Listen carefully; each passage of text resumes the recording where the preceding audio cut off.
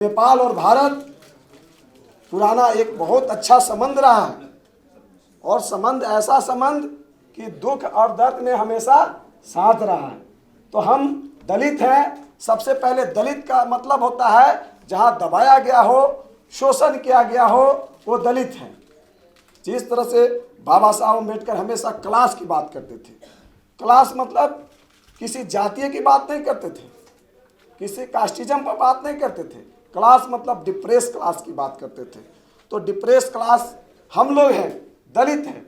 जिसके पास दमन शोषण हुआ वही दलित है। इसलिए हम यही संदेश इस मंच से यहाँ पे तमाम मीडिया बंधु हैं, पत्रकार बंधु हैं, उनको भी हम संदेश इस मंच से देना चाहेंगे कि ये मैसेज को पूरे देश और विदेश में ये प्रचारित कर दीजिए कि पूरे विश्व के दलित एक हो। और सामाजिक जब तक न्याय नहीं देगा, अगर यूएन में भी बात उठनी चाहिए हम लोग की कि दलितों की अधिकार दो, अन्यथा हम लोग विश्व लेवल पर ग्लोबल और आंदोलन करेंगे और पूरे दलित ऑर्गेनाइजेशन हम लोग आंदोलन करेंगे। 6 साल की बच्ची ने स्कूल में मटके का पानी पी लिया छू के स्कूल में, उसको पीट पीट कर मार दिया। क्यों दलित 6 साल की बच्चे को पीट पीट कर मार दिया? क्यों दलित होकर उसने छू लिया? नंगा करके पीटा जाता है। ये यहां पहुंचे हैं हम।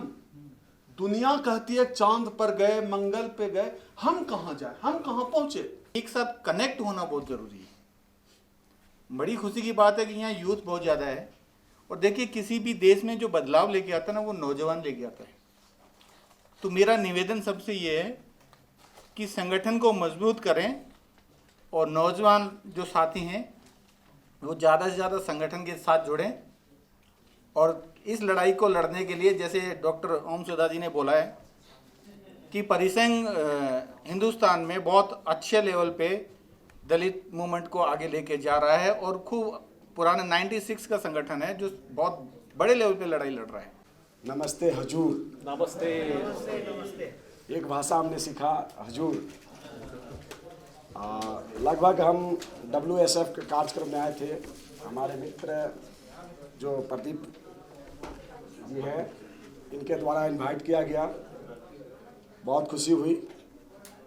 और कल लगभग 3 दिन से हम लोग जो है यहाँ पे देख रहे हैं इस कार्यक्रम में जो हो रही है। और जैसा कि हमने अनुभव किया भारत में और यहाँ अनुभव किया, तो जैसा लगा कि जो भारत की समस्या है वो नेपाल की भी समस्या है। खासकर जो है पूरे विश्व में दलितों के साथ जाति की गई है। भारत में कास्टिज्म के आधार पर की गई है, भेदभाव की गई है, चाहे न्यायपालिका में हो। इसलिए कि भारत का जो संविधान बहुत लचीला है और कठोर भी है। उसके जनक जो है बाबा साहब डॉक्टर बी आर अम्बेडकर हैं, जो हमेशा सोशल जस्टिस की बात करते हैं, सामाजिक न्याय की बात करते हैं। आज जो है समता समाज नेपाल के द्वारा, बहुत अच्छी नाम है, समता इक्वलिटी की हम बात करते हैं। लेकिन इक्वलिटी कब मिलेगी? जब इकोनॉमिकली, एजुकेशनली और जस्टिफाई और जिसको कहते हैं कल्चरल, सभी में जब तक पार्टिसिपेट नहीं होंगे, भागीदारी नहीं मिलेगी, तब तक संभव नहीं है। कहने का मतलब है सामाजिक, आर्थिक, शैक्षणिक, न्यायिक और सांस्कृतिक और राजनीतिक में भागीदारी। ये बाबा साहब डॉक्टर बी आर अम्बेडकर का पहला मूल मंत्र था।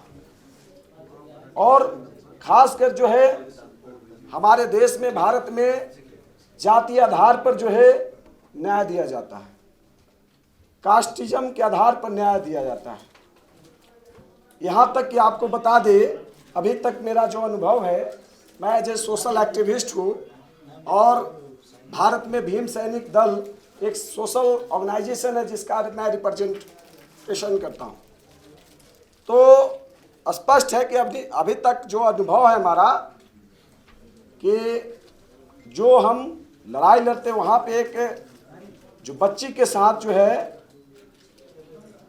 उत्तर प्रदेश में जो है एक घटना लड़की के साथ जो है रेप होता है, उसको न्याय नहीं मिला।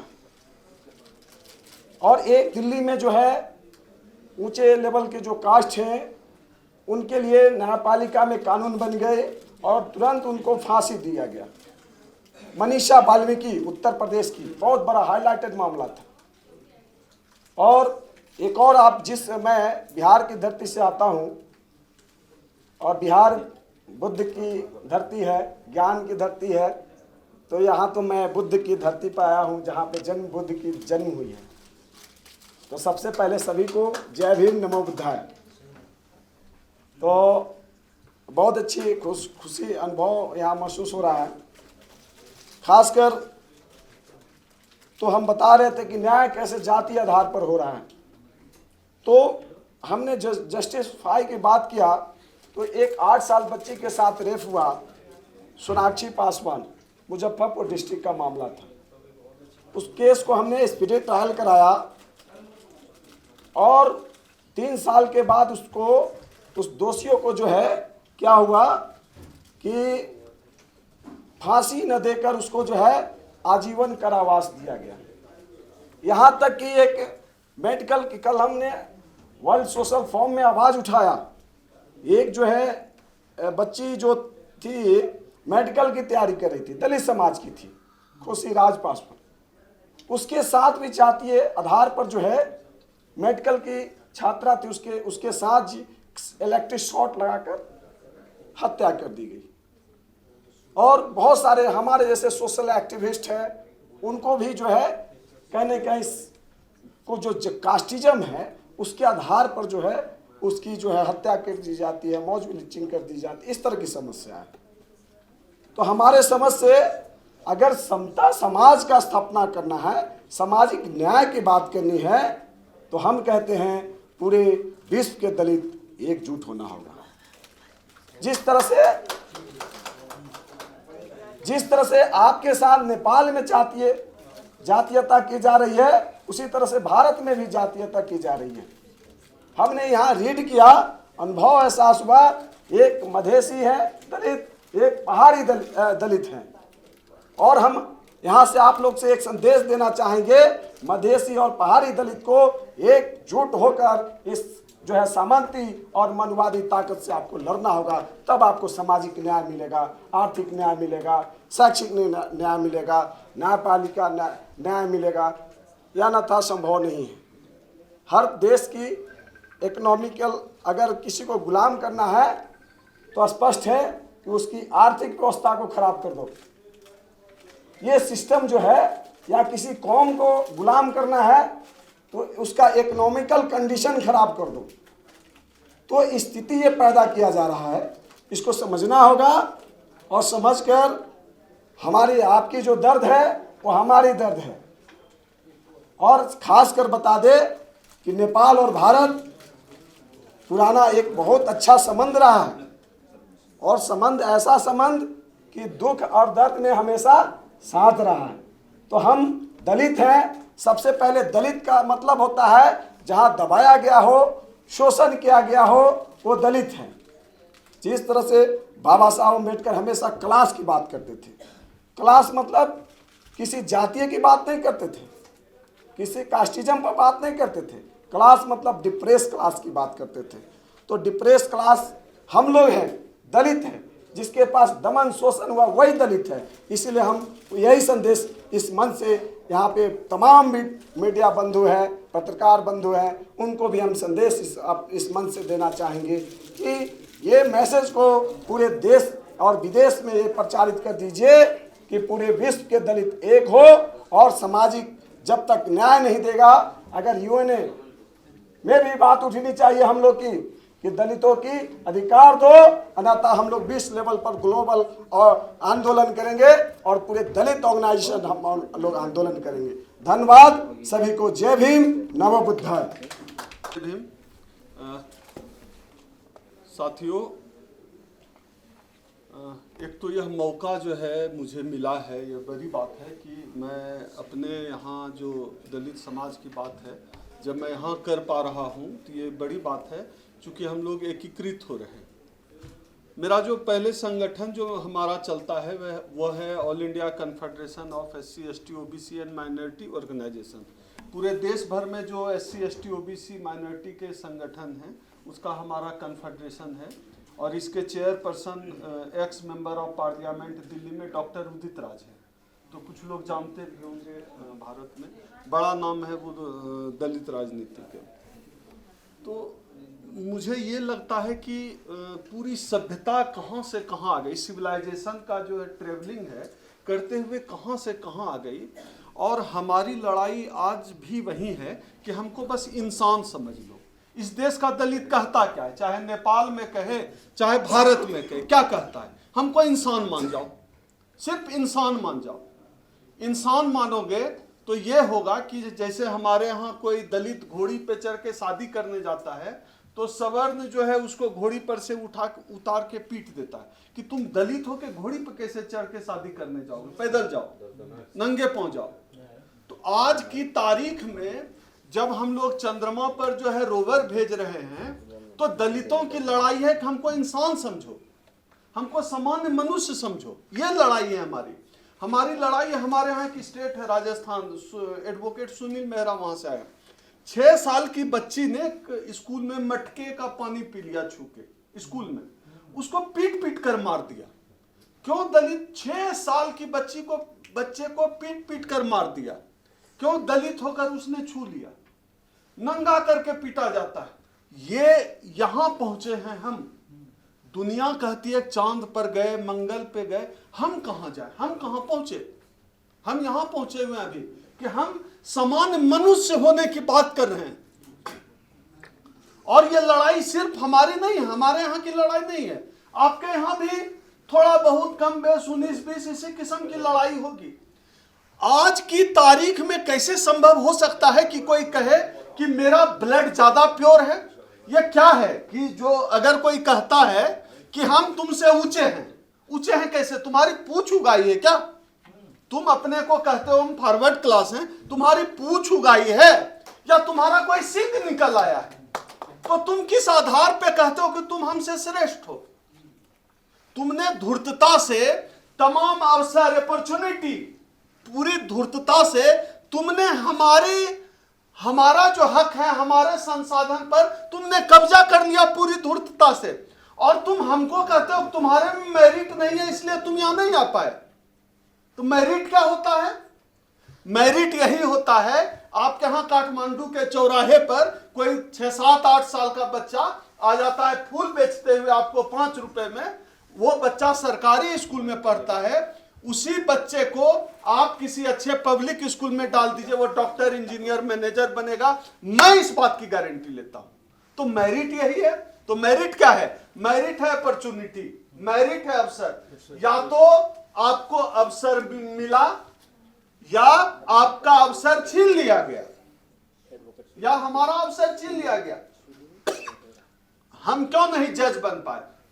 मैं अपने यहां की बात बताता हूं, हम जज नहीं बन पाते। अभी तो 3 दलित जज हो गए, ओबीसी तो है ही नहीं। हम जज क्यों नहीं बन पाए? क्योंकि जज बनने में हमारे यहाँ कॉलेजियम सिस्टम। कॉलेजियम सिस्टम आप लोगों में से बहुत लोग नहीं जानते होंगे, हमारे यहाँ का सिस्टम है। कॉलेजियम सिस्टम होता है जैसे हम जज हैं, तो अगला जो जज बनेगा सुप्रीम कोर्ट, हाई कोर्ट में, वो मेरा दामाद बनेगा या दामाद का फुफेरा भाई बनेगा या उसका चचेरा भाई बनेगा या उसका मामा का लड़का बनेगा। फिर जो अगला जज बनेगा उसका बेटा बनेगा या उसका फुफेरा भाई बनेगा, उसका चचेरा भाई इसलिए हम जज नहीं बन पाए क्योंकि मेरा मामा जज नहीं था, मेरे ससुर का चचेरा भाई, मेरा भाई जज नहीं था, इसलिए हम जज नहीं बन पाए। ये कारण नहीं है कि हमको मेरे में मेरिट नहीं है जज बनने का। हमारा कोई रिश्तेदार ही जज नहीं, मेरा बाप कोई जज नहीं था, इसलिए हम जज नहीं बन पाए। हम वाइस चांसलर इसलिए नहीं बन पाए यूनिवर्सिटीज में क्योंकि मेरा बाप दादा वाइस चांसलर नहीं बनने दिया गया। तुमने इतना सताया कि जो है हम मास्टर भी बन जाए तो बहुत बड़ी बात है। वो भी हमारे यहाँ डॉक्टर अंबेडकर ना होते तो हम लोग अभी भी जो है उसी तरह रहते जिस जीवन को हम लोगों ने फिल्मों में देखा है, किताबों में पढ़ा है। वो तो डॉक्टर अंबेडकर मतलब भारत के दलित कम से कम सौभाग्यशाली हैं कि मैं अभी आपकी बात सुन रहा था। मैं खुद पॉलिटिकल साइंस का स्टूडेंट हूँ, हिस्ट्री में रुचि है मेरी। मैं सुन रहा था आपकी बात, जो आप थ्योरेटिकल एस्पेक्ट पे बात कर रहे थे, मैं सुन रहा था। हम लोगों को फायदा ये हुआ, हमारा भारत का दलित आंदोलन एक दो स्टेप यहाँ से आगे है, क्योंकि हमारे यहाँ डॉक्टर अंबेडकर हुए। हमारे यहाँ जैसे कम्युनिज्म है, सोशलिज्म एक विचारधारा है जो कि इसमें जो है हम एडॉप्ट करते हैं या साथ एसोसिएट होकर काम कर सकते हैं। लेकिन जैसे हमारे यहाँ कम्युनिज्म भी है, तो हमारे यहाँ मैं कम्युनिज्म को व्यक्तिगत तौर पर बहुत अच्छी विचारधारा मानता हूँ, लेकिन भारत की स्थिति दूसरी है। हमारे यहाँ कम्युनिज्म भी आया जनेऊ पहन के, मतलब जो कथित रूप से जो सवर्ण समाज है, ब्राह्मण समाज है, उनका कब्जा रहा। एक अच्छे विचारधारा का भी बंटाधार कर दिया। एक अच्छा विचारधारा खत्म हो गया जब वहां आया कम्युनिज्म। तो वो खत्म भी हो गया क्योंकि आप हमसे झोला ढुलवाते थे, पीछे पीछे नारा लगवाते थे, हमको लीडरशिप नहीं दी, क्योंकि आपने सदियों से तो सता है। आपको आदत नहीं है कि हम लीडर बने, आपको आदत है कि आप कुर्सी पर बैठे रहे तो हम आपके सामने चप्पल पहन के भी ना गुजरे। हमारे यहाँ तो ये भी हुआ है ना कि चप्पल हाथ में पकड़ के चले, तो वो आपने देखा है तो आपको बर्दाश्त नहीं है। तो डॉक्टर अंबेडकर ने चीजों को बदला। क्यों? अंबेडकराइट होना एक अपने आप में विचारधारा हो गई। अंबेडकराइट अपने आप में एक विचारधारा है। क्यों हो गया? क्योंकि बाबा साहब ने, मुझे लगता है पूरी दुनिया में जितनी भी क्रांतियां हुई है आज तक, मेरा अपना मत है इसमें कि डॉक्टर अंबेडकर ने दुनिया की सबसे बड़ी क्रांति की। सत्ता बदलने के लिए क्रांति हुई है, विचारधारा के लिए क्रांति हुई है, लेकिन इंसान को वापस जानवर से मनुष्य बनाने की क्रांति बाबा साहब डॉक्टर अंबेडकर ने की। और मैं प्राउड फील करता हूं कि हम उसके वंशज हैं। ये हमारी परंपरा के हैं बाबा साहब डॉक्टर अंबेडकर, हम उनकी परंपरा से हैं। तो पूरे देश, पूरी दुनिया में ऐसी ही लड़ाई है, ऐसे लोग हैं। हमारे यहाँ कैपिटलिज्म को हम लोग एक लेवल तक मानते थे कि जहां पूंजीवाद आएगा वहां जो है जात पात नहीं होगा, जिसके पास कैपिटल होगा कास्ट नहीं मानेगा। लेकिन भारत में पूंजीवाद भी जनेऊ पहन के आया। वहां पूंजीवाद के साथ इंक्लूड है ब्राह्मणवाद हमारे यहाँ। तो पूंजीवाद भी उसके असर से छूटा नहीं, पूंजीवाद भी वहीं लेके चला आया जिसके खिलाफ बाबा साहब डॉक्टर अंबेडकर लड़े। हमारी लड़ाई आज भी, मुझे लगता है कि जो स्थिति है, एकलव्य का आप लोगों ने कहानी सुना होगा, एकलव्य का अंगूठा काटा गया था, संबूक का गला काटा गया था, और आज भी हमारे यहाँ हैदराबाद यूनिवर्सिटी में रोहित वेमुला की संस्थानिक हत्या की गई, इंस्टीट्यूशनल मर्डर किया गया। तो हमारे लिए जिंदगी तब भी नहीं बदली थी, आज भी विश्वविद्यालय में है। मैंने पीएचडी किया है, तो मैं अपने इलाके में पहला दलित विद्यार्थी रहा हूँगा जिसने पीएचडी की, और इसके लिए कितना संघर्ष मैंने किया। तो आज भी हमारा अंगूठा काटा जाता है एकलव्य की तरह, आज भी संबूक की तरह हमारा गला काटा जाता है। तो हमारे लिए लड़ाई बहुत गहरी है, बहुत बड़ी लड़ाई है। जितने भी लोग यहाँ दलित एक्टिविस्ट हैं, मेरा नाम ओम सुधा है। आप लोग गूगल पे, फेसबुक पे सर्च करके, मेरा नंबर भी गूगल पे मिल जाएगा, जुड़ जाइए, मिलके लड़ेंगे ना। जो आज ये पहल हुई है, हम लोग आ गए हैं, तो मिलकर लड़ेंगे तो हम लोग ज्यादा कुछ हासिल कर पाएंगे। यह लड़ाई मजबूत हो तभी इस लड़ाई को हम लोग जीत पाएंगे। और जिन लोगों ने इस देश में, नेपाल में सामाजिक न्याय की लड़ाई लड़ी है, समता की लड़ाई लड़ी है, मैं उनको क्रांतिकारी अभिवादन पेश करता हूं। और आप तमाम साथियों को बहुत बहुत धन्यवाद, बहुत बहुत साधुवाद और क्रांतिकारी जय भीम। हम जय भीम इसलिए बोलते हैं कि जो सूट मैंने पहना हुआ है उसका हक और अधिकार दिलाने वाले हमको डॉक्टर बाबा साहब भीमराव अंबेडकर थे। नमस्ते राम राम की बजाय हम लोग जय भीम बोलते हैं। और धन्यवाद नेपाल। 3 दिन पहले मैंने सोचा भी नहीं था कि मैं 3 दिन बाद नेपाल जाऊंगा, और नेपाल आने के बाद आप लोगों के बीच में आऊँगा और आपसे बात करूँगा। देखिए, लड़ाई की जगह बदलती है, लड़ाई नहीं बदलती। देश बदल रहा लेकिन लड़ाई नहीं बदली। लड़ाई वैसी की वैसी है, हमारे यहाँ भी लड़ाई वैसी है, आपके यहाँ भी लड़ाई वैसी है। हर जगह दलित को ही क्यों लड़ना पड़ रहा है, उसे ही क्यों दबाया जा रहा है, उसके ही हक अधिकार क्यों छीने जा रहे हैं? बाकी जगह तो ऐसा, बाकी लोगों के हक अधिकार तो नहीं छीने जा रहे।